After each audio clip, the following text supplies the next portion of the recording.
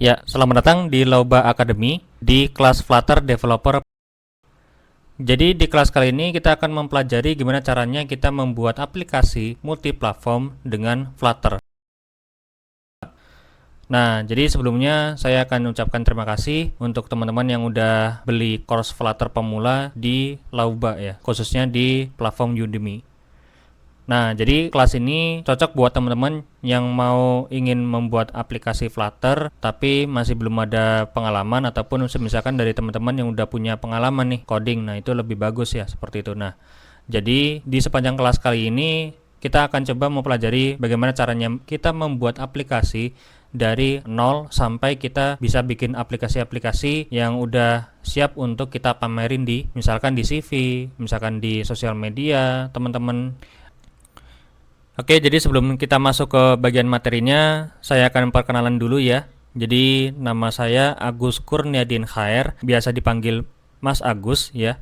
Jadi di Lauba saya megang posisinya di IT trainer dan developer, khususnya di Flutter kali ini, seperti itu. Jadi saya mengajar dan juga membuat pembuatan aplikasi dari kliennya, jadi masing-masing klien seperti itu. Oke, jadi pendidikan saya selama ini yaitu S1 Teknik Informatika di Mercu Buana Yogyakarta. Kemudian dari semenjak SMK itu saya ngambil jurusan Rekayasa Perangkat Lunak di SMKN 3 Banjar. Alhamdulillah untuk yang project-project di 4 tahun terakhir ini di Lauba kali ini telah melahirkan beberapa project, yaitu yang pertama adalah Mother Plus Time Management, itu dari klien Bu Desi. Kemudian digitalisasi hadis dan medis, itu dari Universitas Muhammadiyah. Kemudian dari aplikasi Averros e-commerce, itu dari SMA Averros Papua, khususnya di Papua Barat di Sorong. Kemudian yang terakhir adalah presensi panitia ibadah, itu dari klien Bu Felicia, seperti itu. Nah, jadi ini sebenarnya masih banyak lagi ya untuk portfolionya. Jadi nanti teman-teman bisa lihat di company profile-nya Lauba, atau bisa masuk di kurikulum VT-nya dari punya saya di sini. Jadi nanti bisa lihat di kolom deskripsi ya untuk linknya, seperti itu. Dan alhamdulillah di 4 tahun kali ini juga sudah melahirkan beberapa pengalaman in-house training, terutama di Bank NTT, kemudian dari PLN Pusman Pro Palembang, PT Inovasi Cipta Teknologi, Poltek BSSN, dan IAIN Kudus, dan masih banyak lagi. Alhamdulillah saya telah menyelesaikan training di BPK atau Badan Pengawas Keuangan di Jakarta Pusat, seperti itu. Dan di sini di sebelah kanan saya aplikasi-aplikasi Flutter hasil dari cloningannya, seperti itu. Jadi ada WhatsApp, kemudian ada Instagram, ada Grab ya, seperti itu. Dan juga di bawah ini adalah 2 video unggulan ya. Jadi 2 video yang bisa teman-teman bisa ikuti dari nol sampai bisa bikin aplikasinya, seperti itu. Jadi ada video panjang mengenai gimana caranya kita membuat cloning Grab dan juga pembuatan UI rental, seperti itu. Ya, jadi Flutter adalah kerangka kerja sumber terbuka untuk membangun aplikasi multiplatform dikompilasi dalam satu codebase. Nah, jadi sebenarnya dalam satu codebase ini adalah kita bisa membuat aplikasi multiplatform, jadi bisa dijalankan di mobile, bisa di desktop ataupun di web ya, dalam satu bahasa pemrograman. Nah, jadi bahasa pemrograman yang akan kita gunakan adalah bahasa pemrograman Dart. Next. Ya, jadi untuk yang aplikasi native untuk masing-masing platform itu sudah ada ya. Jadi ada Objective-C sama Swift itu untuk pengembangan aplikasi iOS, Kotlin dan Java itu untuk pengembangan Android, HTML, CSS, dan JS itu adalah untuk pengembangan web development. Nah, daripada misalkan kita pelajari satu-satu, itu kita bisa mengcover.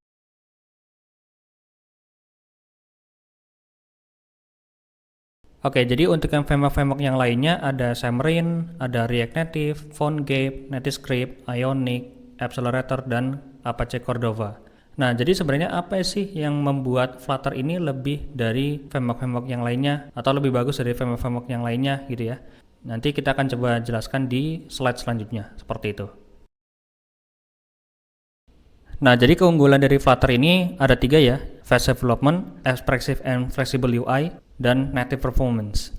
Nah, jadi untuk yang Fast Development ini, jadi Flutter ini kita bisa ngoding aplikasi dengan sangat cepat gitu ya. Ada fitur hot reload, jadi waktu kita merubah kode, hasilnya akan langsung kelihatan tanpa kita harus nunggu lama. Nah, belum lagi dia kan juga punya banyak komponen atau widget yang siap pakai, yang bisa kita atur sesuka hati, seperti itu.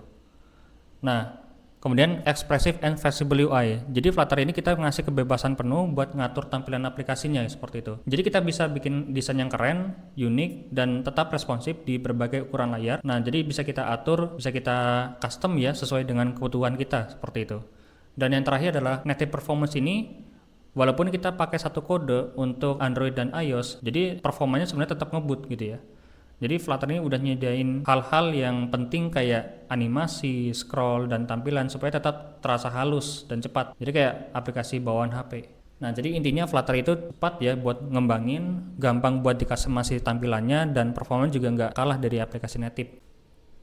Ya, jadi untuk aplikasi besar yang sudah menggunakan Flutter ini sebenarnya udah banyak banget ya. Jadi mulai di tahun 2020-an sampai yang sekarang ini udah banyak sekali aplikasi besar gitu ya, atau perusahaan besar yang udah menggunakan Flutter gitu.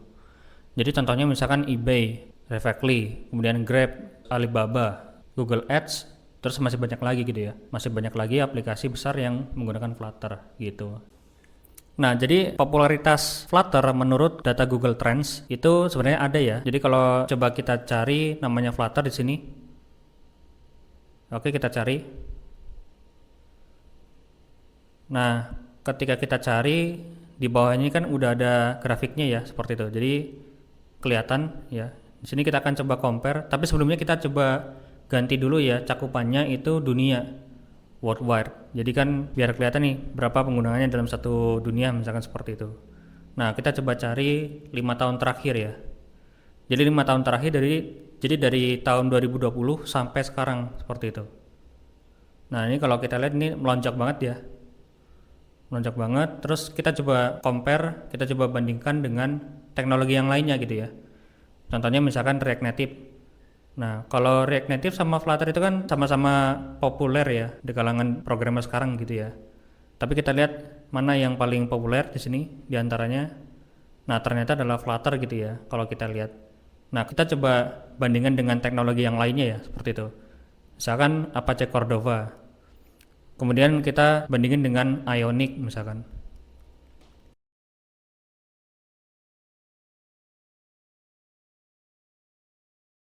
Nah, coba di sini kita bandingin juga sama PhoneGap misalkan gitu ya. PhoneGap, mungkin PhoneGap. Ini kita cari yang software ya, software atau mobile developer atau sistem software ya, biar supaya pas nanti. Atau kita compare dengan Xamarin misalkan gitu ya. Oke, Xamarin gitu. Jadi kalau Xamarin kan ini bawaan dari Microsoft gitu ya.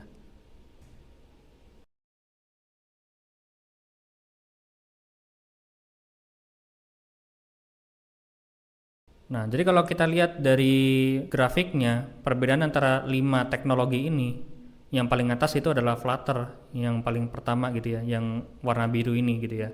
Nah, jadi di tahun 2020 ini, yang masa-masanya dari non-null safety atau pembahasan pemrograman yang tidak ada null safety-nya, sama yang ada null safety-nya sekarang, seperti itu. Nah, kemudian di sini di tahun 2023, itu grafiknya melonjak banget nih. Ya, karena untuk SDK Flutter ini sekarang udah stabil, kemudian library-nya udah mulai banyak, dan juga banyak perusahaan yang banyak pakai Flutter seperti itu. Nah, terus kalau kita lihat dari sini dari tahun 2023 sampai sekarang itu kan naik turun gitu ya. Artinya grafik dari si Flutter ini bergerak secara optimal gitu ya. Jadi nggak melulu naik terus, nggak melulu turun terus gitu ya. Jadi stabil gitu. Nah, jadi kalau kita lihat negara-negara mana sih yang lebih banyak menggunakan Flutter gitu ya. Nah, kalau kita lihat di Indonesia itu ada lumayan ya, ada 60%-an gitu ya. Jadi lumayan banyak gitu kalau kita bandingkan gitu. Dan ada juga yang kita gunakan React Native. Nah, kalau untuk React Native itu biasanya untuk yang Afrika ke bawah misalkan gitu ya.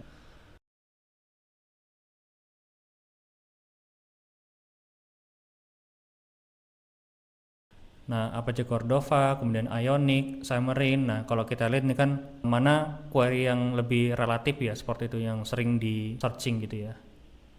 Nah, jadi seperti itu untuk grafik menurut Google Trends ya, seperti itu. Jadi apa yang akan kita pelajari di kelas ini, di kelas Flutter pemula ini, Di modul pertama adalah kita melakukan pengenalan dulu ya. Biasanya kan kita belajar tentang apa itu Flutter, kemudian keunggulannya, dan juga kita melakukan persiapan instalasi aplikasi seperti itu. Nah, di modul kedua kita akan belajar tentang pemrograman dasar Dart. Nah, jadi dari pemrograman dasar Dart ini, karena Flutter itu dia base-nya adalah bahasa pemrograman Dart, jadi kita belajar dulu yang ini ya. Dimulai dari pengenalan Dart, data types, kemudian function. Nah, di sini selanjutnya kita belajar tentang operator dan studi kasus, latihan kuis ya. Jadi di sini kalau kita lihat ada studi kasus dan latihan kuis. Jadi bukan cuma teori saja ya, tapi kita tidak lupa melakukan praktek ya. Jadi apa yang kita pelajari di video-video sebelum-sebelumnya seperti itu. Nah, di sini ada studi kasus dan juga kita tidak lupa untuk mengasah kemampuan kita melalui latihan kuis. Jadi teman-teman kalau misalkan udah belajar tentang studi kasusnya, jadi jangan lupa untuk mengerjakan latihan kuisnya biar supaya nanti lebih paham nih. Di sini selanjutnya operator, collection, control flow, kemudian kita melakukan studi kasus lagi, kemudian kita buat latihan kuisnya, dan juga kita belajar tentang class, asynchronous, feature, async, await, dan delay seperti itu. Kemudian kita belajar tentang studi kasus lagi dan juga kita latihan kuis seperti itu. Nah, setelah kita udah memahami betul tentang pemrograman dasar Dart ini, kita bisa langsung lanjut ke modul ketiga yaitu basic widget. Nah, jadi dari basic widget ini kita melakukan pengenalan widgetnya, jadi lebih kayak ke aplikasi gitu ya. Jadi udah terjun ke Flutter seperti itu ya.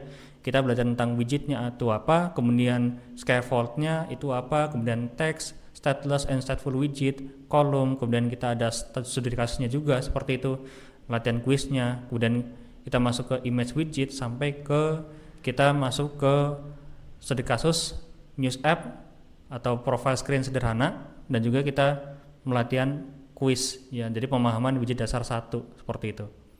Nah, setelah kita sudah paham betul tentang basic widget, kemudian kita masuk ke modul keempat yaitu kita membuat aplikasi portal berita.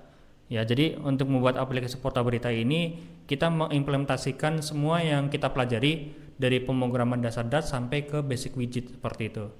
Nah, jadi yang pertama dimulai dari showcase UI berita dan instalasi plugin JSON to Dart-nya seperti itu. Kemudian di sini kita mulai untuk generate file modelnya, kemudian kita konfigurasinya dan juga kita fetch data dari API-nya seperti itu. Kemudian kita buat halaman detail, splash screen sama home-nya seperti itu. Nah, setelah kita membuat aplikasi portal berita, kita tidak lupa untuk membuat aplikasi itu untuk masyarakat seperti itu ya. Jadi biar supaya aplikasi ini bisa dilihat sama semua orang, bisa diakses ke semua orang seperti itu di Play Store-nya, kita bisa deploy app to Play Store itu di modul ke-5 seperti itu. Nah, di modul ke-5 ini kita melakukan generate key store-nya, kemudian kita buat key properties-nya, kemudian kita konfigurasi dari boot Gradle-nya, sama kita masuk ke Google Play Console seperti itu. Jadi untuk teman-teman yang udah punya akun Play Store-nya, jadi teman-teman bisa langsung masuk ke konsolnya seperti itu. Tapi kalau misalkan masih belum, nanti juga ini diajarin gimana caranya melakukan pembayarannya. Jadi dari Play Store ini dia ada 1 kali pembayaran untuk pembuatan akun Play Store-nya sebesar $25 ya seperti itu. Jadi $25 itu ya. Atau sekitar kalau di kurs yang sekarang itu 400-an gitu ya. Nah, jadi di sini setelah kita belajar tentang deploy app, itu adalah modul ke-6 yaitu yang terakhir adalah kita melakukan ujian, evaluasi, dan sertifikasi gitu ya. Jadi teman-teman setelah belajar dari pemrograman dasar Dart, kemudian dari basic widget dan juga membuat aplikasi portal berita, itu nanti teman-teman bakalan diuji gitu ya, biar supaya nanti bisa mengasah kemampuan teman-teman. Oke, jadi ujian akhir, kemudian kita melakukan feedback dari peserta ke instrukturnya, kemudian kita sudah selesai ya. Jadi melakukan sertifikasi selesai seperti itu.